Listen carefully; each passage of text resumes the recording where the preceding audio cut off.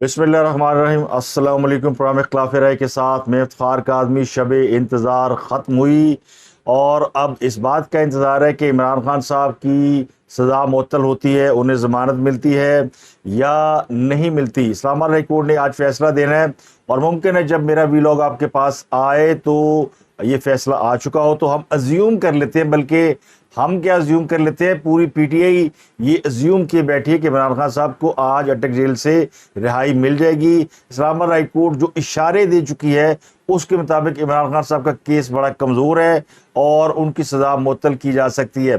तो इसी मफरूज़े की बुनियाद पे कि आज इमरान खान साहब को इस्लामाबाद हाई कोर्ट ने उनकी सज़ा मुअत्तल कर दी है, उनको रिहा करने का हुक्म दिया है या उनकी ज़मानत मंजूर कर ली है, इस बुनियाद पे ये वीलॉग करते हैं।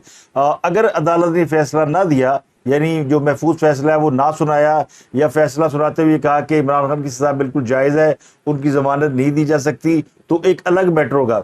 लेकिन इस बुनियाद पर जिसके इम्कानात बहुत ज़्यादा है और जिसकी बड़ी हाइप क्रिएट है और एक शोर बपा है, इस्लामाबाद के भी बहुत से हल्के कह रहे हैं कि जी दबाव पड़ा हुआ है इमरान खान साहब की रिहाई के लिए और इमरान खान साहब को तोशाना केस में उनकी सज़ा जो है वो मुअत्तल कर दी जाएगी, उनको ज़मानत मिल जाएगी।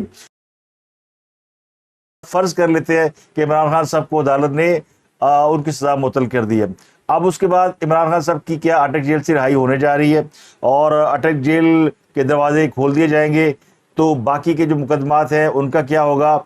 तो इस बारे में 99.99% लोगों की राय ये है कि इमरान खान साहब रिहा नहीं होंगे। रिहा क्यों नहीं होंगे? क्योंकि इमरान खान साहब के लिए तो बहुत ज़्यादा मुश्किलात पैदा हो चुकी हैं। ना सिर्फ उन पे संगीन नोयत के मुकदमात हैं, बल्कि उन मुकदमात के अंदर जो दफ़ात लगाई गई हैं वो तो इस हद तक संगीन है कि बात उम्र कैद और सज़ाए मौत तक चली गई है। खास तौर पर जो 9 मई के वाक़यात के हवाले से FIR दर्ज की गई हैं, अभी उनकी बारी नहीं आई, अभी उसमें उन्हें सिर्फ शामिल तफ्तीश किया गया है। जब उनकी बारी आएगी तो उसके अंदर जो दफ़ात का इजाफा किया गया है वो ऐसी दफ़ात है जो कि इमरान खान साहब के लिए बड़ी मुहलक हो सकती है। तो इन दफ़ात का इजाफा करने का मतलब और मकसद क्या है? क्या इसका मतलब और मकसद ये है कि इमरान खान साहब तोशाखाना केस में ज़मानत लें और आराम से घर चले जाएं और कहानी ख़त्म? 9 मई के वाक़यात को तकरीबन अगर आप कमो बेश कह लें तो 100 दिन से ज़्यादा हो चुके हैं, लेकिन अभी तक किसी भी एक मुकदमे का उस तरह फैसला नहीं आया जिसके बारे में कहा जा सके कि इसका तल्लुक 9 मई से है। दूसरा, इमरान खान के ऊपर साइफर का केस है और जो ज़्यादा इम्कान है इस बात का है कि FIA की टीम उन्हें साइफर केस में गिरफ्तार कर लेगी, तो इमरान खान साहब जेल से बाहर नहीं आ सकेंगे। लेकिन अगर तोशाना केस में उनकी सज़ा मुअत्तल हो जाती है तो फिर इमरान खान के लिए किसी और केस में, चाहे वो साइफर हो या कोई और मामला हो, उसमें ज़मानत हासिल करना तो आसान है। तो अब बात चली जाएगी ज़मानतों के ऊपर कि ज़मानतें किसने देनी है और किस केस में ज़मानत हो सकती है, किस केस में ज़मानत नहीं हो सकती। इस पूरी फ़िलॉसफी के दरमियान मैं आपको एक छोटी सी बात करते हुए चलता हूँ और वो बात ज़रा बड़े एहतियात से, बड़े मुहतात अंदाज में मैं कर रहा हूँ क्योंकि ये बड़ी सेंसिटिव बात है।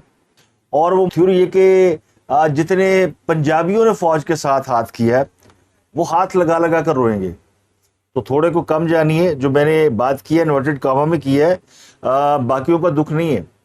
चाहे वो सिंधी हो, बलोची हो या पश्तून हो, उनसे गिले शिकवे का एक सिलसिला प्यार मोहब्बत का रहता ही है, लेकिन पंजाबियों से ये उम्मीद नहीं थी। और वो क्यों नहीं थी? क्योंकि असल कसूर है पंजाब की एलीट का, और ये एलीट बनी ही उस वजह से है जब उनको एस्टेब्लिशमेंट ने सपोर्ट किया। पंजाब में आप एलीट देखें, जो एलीट क्लास है उसकी तरक्की में जो बड़ा राज पिन है वो यही कि उनका कहीं ना कहीं से एस्टेब्लिशमेंट के साथ कनेक्शन है। एस्टेब्लिशमेंट की वजह से वो बने या एस्टेब्लिशमेंट के साथ ताल्लुक की वजह से बने, तो जिसकी थाली में खाएं उसी को आंखें दिखाएं, ये मुमकिन नहीं है। तो अगर आप बाकी के तीनों सूबे में देखें तो वहाँ पे PTI के खिलाफ कोई बड़ी कार्रवाई आपको नज़र नहीं आएगी जो कि पंजाब में नज़र आती है। तो चाहे वो खुद हों बेट्रे करने वाले या उनके बच्चे हों या उनके रिश्तेदार हों, वो सब जो है वो उनका जन बच्चा कोल्लू में पीस दिया जाएगा। इसलिए PTI की वो ख़वातीन को आप देख लें जो अंदर हैं, और PTI के वो रहनुमा जो कि तमाम लोग जो कि पंजाब में और ख़ासकर लाहौर में जो कोर कमांडर हाउस पर हमले में इन्वॉल्व हैं, उनकी माफ़ी नहीं है। عام پاکستانیوں کو کوئی لینا دینا نہیں ہے اور ان کی کوئی اتنی بڑی لڑائی بھی نہیں ہے. کوئی سیاسی جماعت کے ساتھ ہے نہیں ہے, اس نے رہنا ہے نہیں رہنا, تو کسی کے کان کھینچے جاتے ہیں, کسی کو ہلکا پھلکا جو ہے وہ میسج دے دیا جاتا ہے, لیکن لوگ فری گھوم رہے ہیں. بہت سے لوگ ہیں جن کو کوئی ہاتھ نہیں لگا رہا, کیونکہ ان سے کوئی گلا شکوہ ہی کوئی نہیں ہے. جن سے گلا شکوہ ہے وہ پھر اندر ہے. تو جنہوں نے کھایا اور کھا کر حرام کر دیا, تو پھر وہ پنجابی کی مثال ہے نا, جڑا کھا دیا گاجرا ٹھڈونا دے پیڑ. تو یہ میں نے ذرا محتاط انداز میں ایک گفتگو کرنے کی کوشش کی ہے. اس کو آپ تھیوری سمجھ لیں, اس کو آپ میرا تجزیہ سمجھ لیں, یا اس کو سمجھ لیں کہ یہ بھی ایک تصویر کا رخ ہے. ضروری نہیں کہ اس میں سچائی ہو, لیکن اس کا بہتر اندازہ آپ خود لگا سکتے ہیں, کیونکہ ویور جو ہے اس کے پاس سارے آپشن ہونے چاہیے کہ وہ اپنی رائے قائم کر سکے. ہم تو رائے دیتے ہیں, لیکن آپ کو بھی اپنی رائے قائم کرنے کا حق ہے. تو ایک تو تھیوری یہ ہے. اب اس کو اگر آپ دیکھیں تو عمران خان کی کے بارے میں آپ کو سمجھ میں آ جائے گی کہ وہ بھی اسٹیبلشمنٹ کے کندھوں پہ سوار ہو کر آئے تھے, اور پھر ان کی معافی کیسے ہو جائے گی. اگر آپ ان کا بیک گراؤنڈ دیکھیں جو عمران خان صاحب پہ دفعہ لگی ہوئی, تو یہ یعنی جب بر صغیر تھا, پاکستان ہندوستان ایک تھے, تو کم از کم ایک صدی تک تو انگریزوں کا راج رہا ہے. 1857 کی جنگ آزادی ہوئی, اس میں ہزاروں لوگ جو ہے وہ آزادی کے جیلے بن کر لڑے, انہوں نے اپنی جانوں کے نذرانے پیش کیے, بغاوتیں ہوئی. تو پھر انگریزوں نے کچھ قوانین بنائے 1860 میں, اور ان قوانین میں وہ کچھ قوانین جو ہے وہ ہمیں ورثے میں مل گئے, جن میں تعزیرات پاکستان کی دفعہ 120 اور 121 کے تحت کچھ قوانین موجود ہیں, جو ان دفعات کے تحت جو ہے وہ آزادی کے متوالوں کو باغی, بغاوت یا غدار اس قسم کو انٹائٹل کرتے ہیں. یعنی جن کے اوپر یہ دفعات لگائی جاتی ہے, ان کے اوپر الزام یہ ہوتا ہے کہ یا وہ باغی ہیں, یا انہوں نے بغاوت کرنے کی کوشش یا کرانے کی کوشش کی ہے, یا سازش کی ہے, یا وہ غدار ہے. یہ یعنی کتنے 100 سال پرانا قانون ہے, جس کو پاکستان میں آج تک نہیں بدلا گیا. اس قانون کے تحت مجرم کو سزائے موت اور کم از کم جو ہے وہ عمر قید کی سزا اور جرمانہ کیا جاتا ہے. اس کی ایک مثال آپ کو, یہ پاکستان کے اندر اس قوانین کے تحت کچھ لوگوں کو سزائیں ہوئی ہیں. ایک جنرل مشرف کے دور میں کیس ہوا تھا مسلم لیگ نون کے رہنما جاوید ہاشمی کے اوپر. ان کے اوپر بغاوت کا الزام تھا, ان کے اوپر یہ دفعہ لگائی گئی تھی. تو انہیں 23 سال 6 ماہ قید سنائی گئی, اور انہیں 10 لاکھ جرمانے کی سزا سنائی گئی, اور جرمانہ نہ ادا کرنے کی صورت میں مزید 10 سال کی سزا سنائی گئی. تو ڈسٹرکٹ اینڈ سیشن جج نے ان کو سزا تو سنا دی, لیکن وہ لاہور ہائی کورٹ میں اپیل ہوئی, تو وہ سزا یہ کہہ کر ختم کرا دی گئی کہ بغاوت کا مقدمہ عام شہری درج نہیں کرا سکتا, یہ صرف ریاست کے پاس ہے. تو یہ ایک ٹرننگ پوائنٹ ہے کہ عمران خان کے خلاف جو درخواست ہے یا عمران خان کے خلاف جو مقدمہ ہے, اس میں جو مدعی ہے وہ ریاست پاکستان ہے, عام شہری نہیں ہے. یہ ان دفعات کا استعمال بھٹو صاحب کے دور میں بہت ہوا تھا. انہوں نے اپنے مخالفین کے خلاف کیا تھا, عبدالولی خان, مینگل, میر غوث بخش بزنجو. تھوڑی سی ہسٹری میں آپ کو اس لیے بتا رہا ہوں کہ عمران خان کے کیس کا نا بڑا گہرا تعلق ہے, کہ کیا ماضی میں اس قسم کی کوئی روایت موجود ہے. تو لوگ سمجھتے ہیں کہ نہیں, عمران خان دنیا سے کلا پہلوان ہے, وہ اکیلا اس دنیا میں ایسا آدمی ہے جس کے اوپر یہ سب کچھ مصیبتیں اور آفتیں آ رہی ہیں. پاکستان میں اور پاکستان بننے سے پہلے بھی یہ سب کچھ ہوتا رہا. تو خاص صاحب کے دور میں بھی یہ کام کرنے کی کوشش کی گئی. 2 سابق وزیر اعظم نواز شریف, شاہد خان عباسی, پھر وہ جو وزیر اعظم آزاد کشمیر راجہ فاروق حیدر, ان سمیت کچھ جرنیلوں اور سابق گورنروں, کچھ وزراء, اراکین پارلیمنٹ, ان سب پر بغاوت کے مقدمات بنانے کی کوشش کی گئی, جو کہ ظاہر ہے اس پہ الزام غداری کا لگایا گیا. لیکن پھر کسی وجہ سے یہ کہہ لیں کہ کچھ طاقتور حلقے, کچھ دوستوں کی مداخلت کی وجہ سے جو یہ سب چیزیں روک دی گئی. لیکن اس کے باوجود جو ہے وہ عدالت کے ذریعے نواز شریف کی تقریر پر پابندی لگوا دی گئی.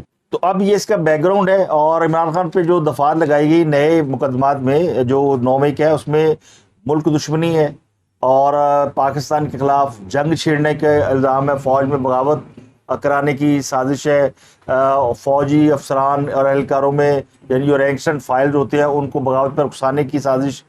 تو ان کے اوپر جو 2-3 دفعات ہیں, ان میں 121 ہے, 121A ہے, اور 131 یہ 3 دفعات جو ہے وہ ان کا اضافہ کیا گیا. ویسے تو 17-18 دفعات ہے, تو ان میں جو سب سے اہم ہے وہ جنگ چھیڑنے کی, یعنی ریاست کے خلاف جنگ چھیڑنا, اس کے تحت سزائے موت اور عمر قید اس کی کم سے کم سزا ہے, یہ عمران خان صاحب کے اوپر لگائی گئی ہے, اس کا اضافہ کیا گیا ہے.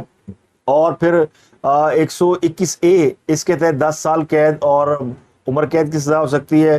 یہ ہوتا ہے کہ سازش کرنا, یعنی جنگ چھیڑنے کی سازش پلان کرنا. تیسرا جو ہے وہ فوج کے اہلکاروں میں بغاوت یا مایوسی پیدا کرنا اور ان کو ریاست کے خلاف اکسانا.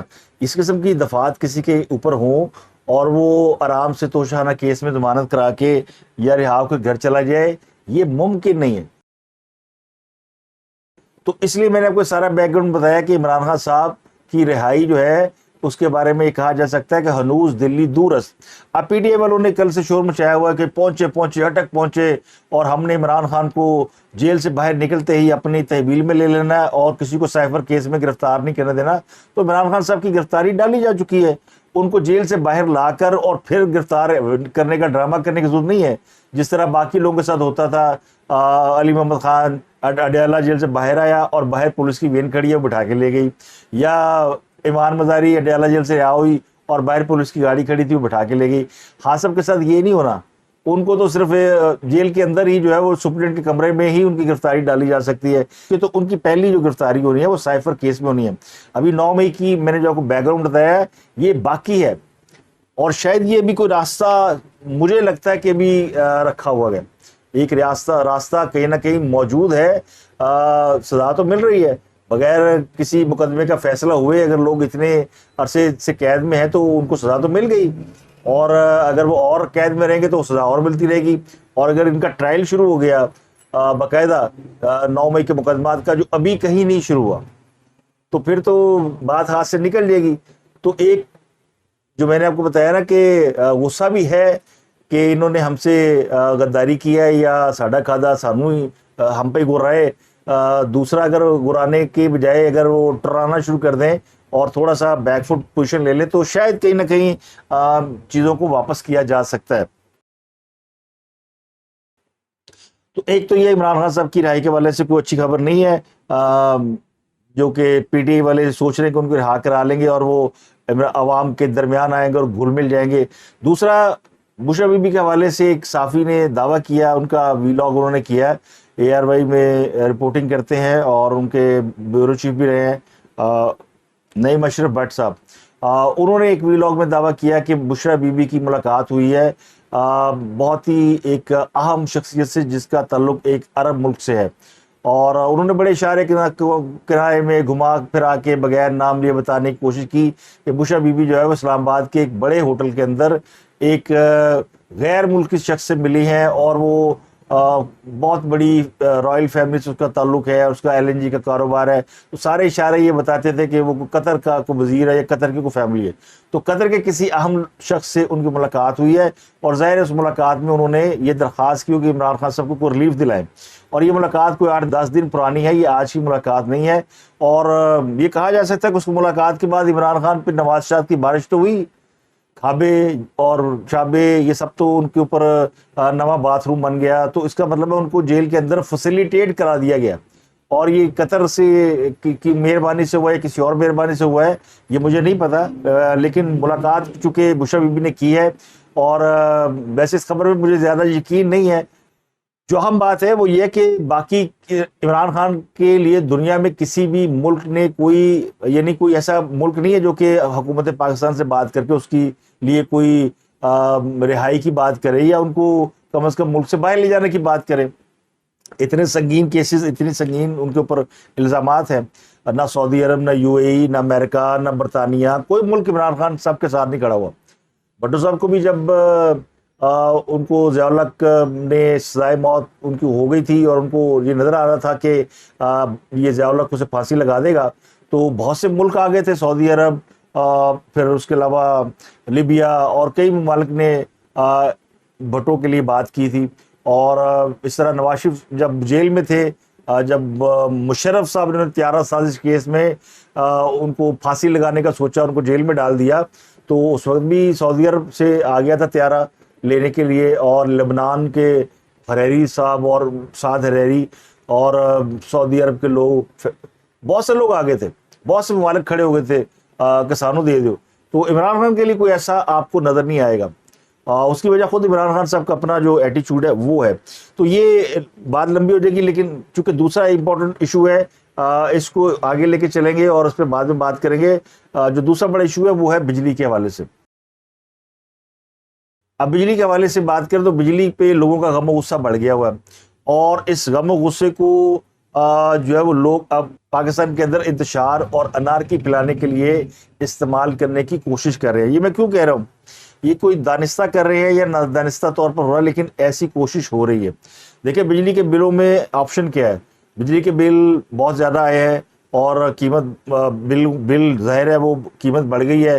تو آپشن کیا ہے، حکومت، نگران حکومت کے پاس مینڈیٹ نہیں ہے. پچھلی حکومت اور اس سے پچھلی حکومت آئی ایم ایف کے ساتھ ایک معاہدہ کر گئی تھی، اور پچھلی حکومت نے اس معاہدے کو رینیو کرایا تو وہ اور زیادہ کنڈیشن سخت ہو گئیں. تو اب اس کا خمیازہ عوام بھگت رہے ہیں. اب دو چیزیں ہوتی ہے، ایک تو جب یہ کہا جا رہا تھا کہ ملک دیوالیہ ہو رہا ہے، ملک کو بچائیں، تو کیا یہ صرف سیاسی حکومت نے بچانا تھا؟ انہوں نے کوشش کی، انہوں نے بچا لیا، تو قیمت زیادہ مان لی. اب قیمت جو پے کرنی ہے وہ عوام نے پے کرنی ہے، تو عوام کوئی قیمت پے کرنے کے لیے تیار نہیں ہے. اب کیوں تیار نہیں ہے؟ ظاہر ہے کہ وہ سمجھتے ہیں کہ یہ ہمارا کام نہیں ہے، یہ حکومتوں کا کام ہے، ساری ذمہ داری حکومت کی ہوتی ہے.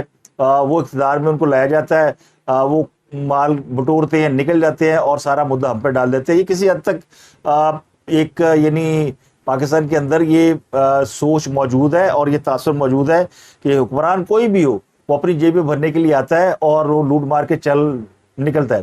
تو یہ جو عدم اعتماد پیدا کیا گیا ہے، یہ اس لیے کہ پاکستان میں سیاستدانوں پر کبھی بھی کوئی اعتبار نہ کرے، اور اس میں جنہوں نے یہ کہانی بنائی ہوئی ہے وہ کامیاب ہے. سیاستدانوں پہ کوئی اعتماد نہیں کرتا. اب آپشن کیا ہے؟ بجلی کے بل بہت زیادہ آ گیا، تو آپشن کیا ہے؟ یہ ہے کہ فری بجلی بند کر دیں آج سے سب کی، تو بل کم ہو جائیں گے. نہیں ہوں گے، بل تو وہی وہی رہیں گے. دوسرا آپشن کیا ہے؟ وہ جو 75 آئی پی پیز ہے جن کو ابھی بہت زیادہ پولیٹیسائز کیا جا رہا ہے کہ وہ چونکہ بے نظیر بھٹو کے دور میں ہوا تھا معاہدہ، اور وہ اس کی وجہ سے ہمیں بڑی زیادہ کیپیسٹی چارجز دینے پڑے. یہ حقیقت ہے، لیکن یہ باتیں وہ کر رہے ہیں جنہوں نے اپنے دور حکومت میں ان کو سپورٹ کیا. پیپلز پارٹی کے بعد مسلم لیگ نون کی حکومت آئی، مسلم لیگ نون کے بعد پی ٹی آئی کی حکومت آئی. کسی نے ان آئی پی پیز کے خلاف کوئی کارروائی نہیں کی، یا ان کے معاہدے منسوخ نہیں کیے، یا ان سے معافی نہیں مانگی کہ پائن چلے جاؤ، سانو معاف کر دو، ہم مہنگی بجلی نہیں خرید سکتے. وہ بجلی پیدا کرے نہ کرے لیکن کیپیسٹی چارجز ہمیں دینے پڑتے ہیں. یہ ایک حل بھی ہے، تو اس سے بھی کوئی فرق نہیں پڑے گا ان کو. اگر آپ ابھی آج سے بند کر دیں تو کیا بجلی کے بل کم ہو جائیں گے؟ ہاں، ایک کام ہو سکتا ہے کہ جب آپ لوگوں کی بجلی مفت بند کر دیں گے تو لوگوں کے دل ذرا ٹھنڈے ہو جائیں گے، کہ دل جلوں کے جن زخموں پہ جو ہے وہ مرہم رکھا جا سکتا ہے. تو اب حب الوطنی کا تقاضا تو یہ کہ سب کہیں جی ملک کو ہم نے دیوالیہ ہونے سے بچا لیا، اب ذرا بجلی مہنگی ہوگی تو ہم پے کریں گے. لیکن عام آدمی کی تو آمدن اتنی نہیں ہے. جو اصل پرابلم یہ کہ بل آپ کی آمدنی سے زیادہ ہے. اور آمدنی کیوں نہیں ہے؟ اس لیے نہیں ہے کہ پاکستان میں سیاسی استحکام نہیں ہے، پولیٹیکل انریسٹ ہے، لوگوں میں ہیجان برپا رہتا ہے. ہر وقت کوئی نہ کوئی ایسا واقعہ پاکستان کے اندر ہو جاتا ہے روزانہ کی بنیاد پہ. دنیا میں جو واقعات کبھی کبھار ہوتے ہیں نا، پاکستان میں روزانہ ہو رہے ہوتے ہیں، اور ایسے ہو رہے ہوتے ہیں کہ آپ سوچتے ہیں یار یہ کبھی ہوا نہیں. یعنی بیٹا اپنے باپ سے 4 کنال زمین لینے کے لیے اس کو مار رہا ہوتا ہے اور اس کی ویڈیو وائرل ہو رہی ہوتی ہے. ایک خاتون سے کو اس لیے مار دیا جاتا ہے کہ کوئی خاتون جو بے اولاد ہے وہ اس کا بچہ چاہتی ہے. یعنی اتنا ظلم کہ ایک عورت حاملہ ہے، وہ اپنا علاج کرانے کے لیے ڈاکٹر کے پاس گئی ہے، ڈاکٹر نے اس کو بے ہوش کیا اور اس کا پیٹ پھاڑا تاکہ بچہ نکال کے کسی اور کو دے سکے. وہ عورت بھی مر گئی، بچہ بھی مر گیا. یہ کئی دنیا میں ہوتا ہے، یہ پاکستان میں ہوتا ہے. جڑا والا میں ہم اتنا بڑا میسکر کر دیتے ہیں. اب کچھ لوگ کہہ رہے ہیں جی دیکھیں چیف جسٹس کو فری بجلی ملتی ہے، پرائم منسٹر کو ملتی ہے، فلانے کو ملتی ہے، کسی کو 2000 لیٹر پٹرول مفت مل رہا ہے، سرکاری ملازمین اتنے ہزار یونٹ کھا گئے ہیں. یہ حقیقت ہوگی، میں اس میں نہیں کہتا کہ یہ نہیں ہوگی، لیکن اس کا مطلب کیا ہے؟ کہ اس کا مطلب ان لوگوں کے خلاف غم و غصہ پیدا کرنا. جن کی بجلی کے بل آئے ہوئے ہیں وہ ان کی غصے کا رخ ان لوگوں کی جانب کرنا. تو یہ پاکستان میں آپ طبقاتی جو فرق ہے اس کو آپ اجاگر کریں. تو یہ عمران خان صاحب کوشش کر رہے تھے پاکستان کو سری لنکا بنانے کی. سری لنکا کے عوام اشرافیہ کے گھروں میں گھس گئے, وزیروں کو نکال کے مارا, غصہ نکالا کہ تم نے ہمیں دیوالیہ کر دیا. آپ وہی چاہ رہے ہیں کہ جی عمران خان کہہ رہا تھا کہ جی لوگوں کو پڑھ جاؤ گھس جاؤ, تو اب ہمارے کچھ دانشور انٹلیکچوئل روزانہ بتا رہے ہیں جی فلاں کو مفت بجلی ملی, فلاں کو مفت بجلی مل رہی ہے. اب ان کو پڑھی گالیاں, مثلا چیف جسٹس کو گالیاں پڑھ رہی ہیں کہ چیف جسٹس جو ہے وہ 3000 یونٹ ان کو فری ملتے ہیں, تو لوگ ان کو برا بھلا کہہ رہے ہیں. تو عمران خان بھی اداروں کے سربراہان کو برا بھلا کہتے ہیں. تو ہم کون سی اداروں کے سربراہان کی عزت کرا رہے ہیں؟ کیا چیف جسٹس نے خود ڈیمانڈ کی تھی کہ مجھے 3000 آپ یونٹ فری دے دیں؟